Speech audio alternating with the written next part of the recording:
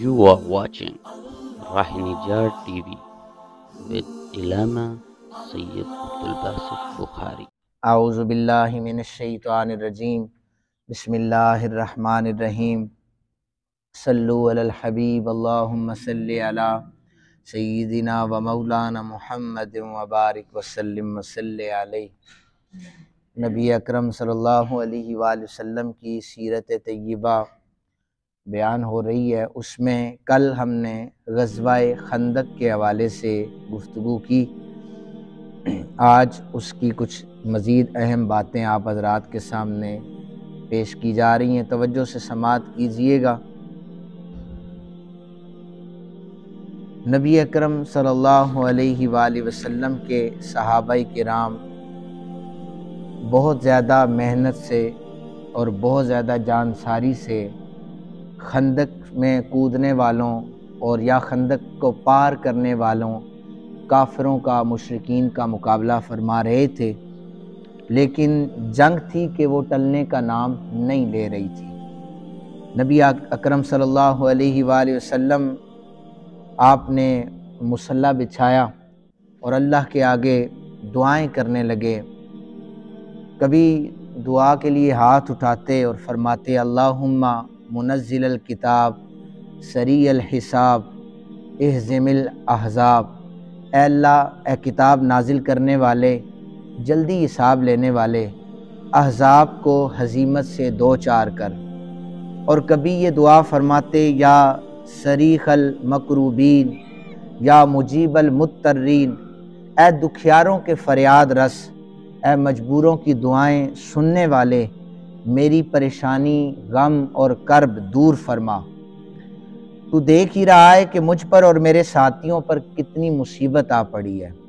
صحابہ کرام نے عرض کی یا رسول اللہ، ہمیں بھی کوئی دعا سکھائیے کہ اب تو کلیجے منہ کو آنے لگے ہیں۔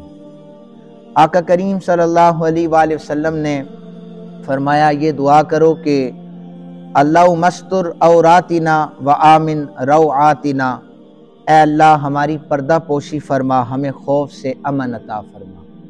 یہ دعائیں مانگی جا رہی تھی۔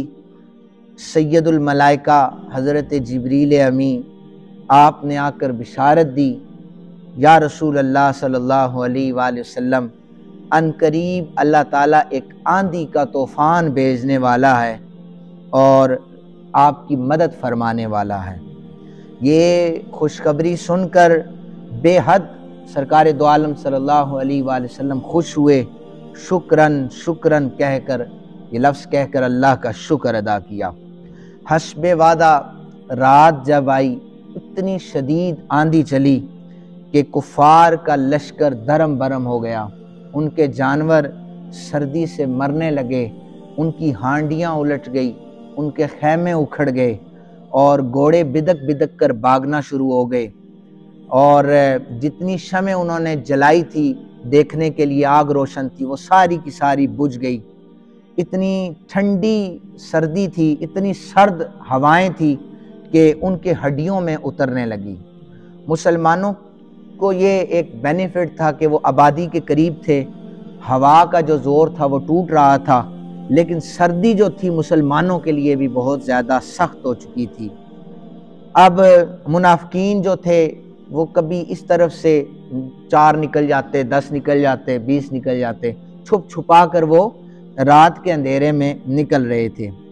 جان دو عالم صلی اللہ علیہ وآلہ وسلم چاہتے تھے کہ کوئی اس وقت جا کر کفار کا اس سردی میں جا کر دیکھ کر آئے کہ معائنہ کر کے آئے کہ ان پر کیا گزر رہی ہے، لیکن کوئی بھی جرت ہی نہیں کر رہا تھا کہ ایک تو پہلے خندق کو عبور کرنا ہے، پھر سردی بہت زیادہ ہے، باہر نکلنا مشکل ہو رہا تھا۔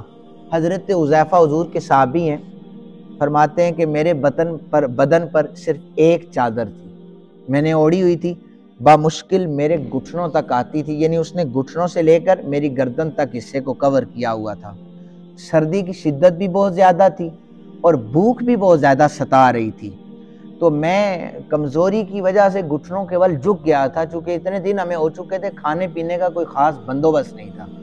کہتے ہیں بہت زیادہ میں پریشان ایسے بیٹھا ہوا تھا، پریشان تھا، نکاہت طاری تھی، اتنے میں سید عالم صلی اللہ علیہ وآلہ وسلم تشریف لائے. فرمایا حذیفہ جی یا رسول اللہ. تو فرمایا کہ اٹھو جا کر دشمن کے حالات پتہ کر کے آؤ. آپ نے حکم دیا تو میں نے عرض کی یا رسول اللہ میں گرفتار ہو جاؤں گا. تو آقا کریم صلی اللہ علیہ وآلہ وسلم نے فرمایا نہیں تم پکڑے نہیں جاؤ گے، میں تسلی دے رہا ہوں. حضور پکڑا تو نہیں جاؤں گا لیکن سردی بہت زیادہ ہے، سردی بہت زیادہ لگ رہی ہے. آقا کریم صلی اللہ علیہ وآلہ وسلم نے ہاتھ اٹھائے اور فرمایا اللہ ہر طرف سے تمہاری مدد فرمائے گا. حضرت حذیفہ کہتے ہیں کہ اب حضور نے جب یہ دعا دی نا، سردی کا خوف بھی ختم ہو گیا اور دشمن کا خوف بھی ختم ہو گیا. میں چل رہا تھا تو گرم ہوائیں مجھے اپنے احاطے میں لے کر چل رہی تھی، آگے بڑھ رہی تھی. میں نہایت اطمینان سے لشکر کفار میں جا پہنچا. سردی انہیں لگ رہی تھی، میں اپنی آنکھوں سے دیکھ رہا تھا، اندھیرے میں مجھے نظر آ رہا تھا اور میں بالکل ریلیکس تھا. ان کے اندر گھوم رہا تھا لیکن انہیں میں نظر بھی نہیں آ رہا تھا. حضور نے دعا دی تھی یا اللہ حذیفہ کی دائیں بائیں اوپر نیچے ہر طرف سے مدد فرما. کہتے ہیں کہ میں نے دیکھا کہ ابو سفیان لشکر کا قائد تھا اور سب سے پہلے بھاگنے کی تیاری کر رہا تھا. کہہ رہا تھا کہ اے جماعت قریش یہاں ٹھہرنے کی اب کوئی اور صورت نہیں ہے، جانور ہلاک ہو رہے ہیں اور طوفانی ہوا نے ہماری جو حالت کر رکھی ہے وہ تم سب کے سامنے ہے. لوگوں نے کہا ابو سفیان ہمیں حیرت ہو رہی ہے، تم اس لشکر کے قائد ہو اور تم اگر یوں بھاگو گے تو ہمارا کیا بنے گا. یہ سن کر ابو سفیان نے اپنی نگرانی میں قافلے کو روانہ کیا. قافلہ روانہ ہو گیا. حضرت حذیفہ کہتے ہیں سب کچھ اپنی آنکھوں سے دیکھ رہا تھا. میں نے واپس آ کر سارے معاملات بتائے یا رسول اللہ صلی اللہ علیہ وآلہ وسلم، احزاب کی جو وہ خطرہ تھا وہ ٹل گیا ہے، اور بتایا کہ رات کو یہ معاملہ تھا. حتی بدت ثنایاہ فی سواد اللیل، نبی اکرم صلی اللہ علیہ وآلہ وسلم اتنے اونچی آواز سے مسکرائے کہ آپ کے نورانی دانت رات کی تاریکی میں چمک اٹھے. 20 دن کے بعد مدینہ پاک سے یہ طوفان جو تھا وہ ختم ہو گیا، مدینے کا مطلع صاف ہو گیا. نبی اکرم صلی اللہ علیہ وآلہ وسلم نے کلمات تشکر ادا کیے، رب ذوالجلال نے ہماری مدد کی. تکثیر طعام کے حوالے سے وہاں پر 3 قسم کے معجزات یہ خندق کے غزوے میں رونما ہوئے، وہ بھی ذرا سنتے جائیے. ایک دن حضرت ابو طلحہ نے دیکھا نبی اکرم صلی اللہ علیہ وآلہ وسلم نے گفتگو فرمائی تو وہ دھیمے انداز میں تھی. گھر جا کر اپنی بیوی سے کہنے لگے ام سلیم میں نے آج سرکار دو عالم صلی اللہ علیہ وآلہ وسلم کو بات کرتے ہوئے سنا ہے، آواز میں کمزوری ہے، نکاہت ہے، تو گھر میں کچھ کھانے کے لیے ہے؟ چونکہ کئی دن سے نہ صحابہ نے کھایا ہے اور نہ حضور نے کھایا ہے. ام سلیم نے چند روٹیاں نکالی اور حضرت انس کو دی کہ جا کر یہ رسول پاک صلی اللہ علیہ وآلہ وسلم کو دے آؤ. حضرت انس کہتے ہیں جب میں حضور کے پاس پہنچا اس وقت آپ کے پاس 70 سے 80 آدمی جو تھے وہ بیٹھے ہوئے تھے، کمزوری میں مبتلا تھے. میرے کچھ بتانے سے پہلے ہی شار اسلام نے مجھے پوچھا ارسلک ابو طلحہ، تجھے ابو طلحہ نے بھیجا ہے؟ میں نے کہا جی ہاں یا رسول اللہ. فرمایا بطعام، کھانا دے کر بھیجا ہے. میں نے پھر اس بات میں جواب دیا آپ نے مجھ سے کھانا لینے کے بجائے وہاں اعلان کر دیا میرے قریب رہنے والے صحابہ اٹھو طلحہ کے گھر کی طرف چلے کھانا کھا آتے ہیں. حضرت ابو طلحہ کی طرف حضرت انس پہلے دوڑ پڑے، کہنے لگے اب طلحہ مجھے پوچھیں گے بھئی تمہیں کچھ روٹیاں دے کر بھیجا ہے حضور کھائیں، تم نے پوری بارات تیار کر لی ہے. کہتے میں حضور کے آگے آگے دوڑا.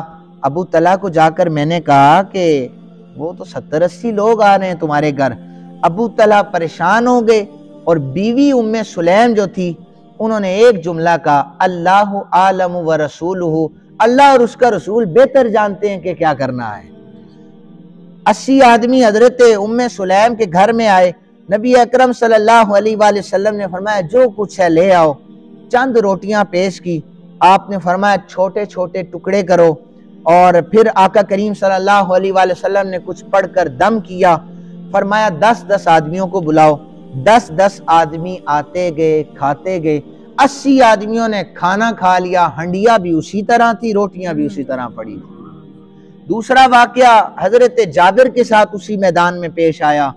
جانے دو عالم صلی اللہ علیہ وآلہ وسلم کو بھوک میں دیکھا، بیوی سے کہا گھر میں کچھ ہے، تو انہوں نے کہا ایک سا جو ہے وہ موجود ہے، اور حضرت جابر کہتے ہیں بکری کا چھوٹا سا بچہ تھا، میں نے اسے ذبح کر دیا اور پھر پکنے کے لیے تیار کیا۔ جو میں نے پیسے وہ ایک سا تھے ٹوٹل، ہانڈی پکنے کے قریب ہو گئی، میں حضور نبی رحمت صلی اللہ علیہ وآلہ وسلم کے کان میں جا کر سرگوشی میں نے عرض کی یا رسول اللہ میں نے بکری کا بچہ ذبح کیا ہے اور ایک سا میرے پاس جو ہے، یہ مقدار اس لیے بتائی کہ حضور اتنے بندے لے کے آئیں گے۔ تو نبی اکرم صلی اللہ علیہ وآلہ وسلم سے عرض کی کہ برائے مہربانی آپ چند آدمیوں کی میت میں تشریف لے آئیے، کھانا تناول فرمائیے۔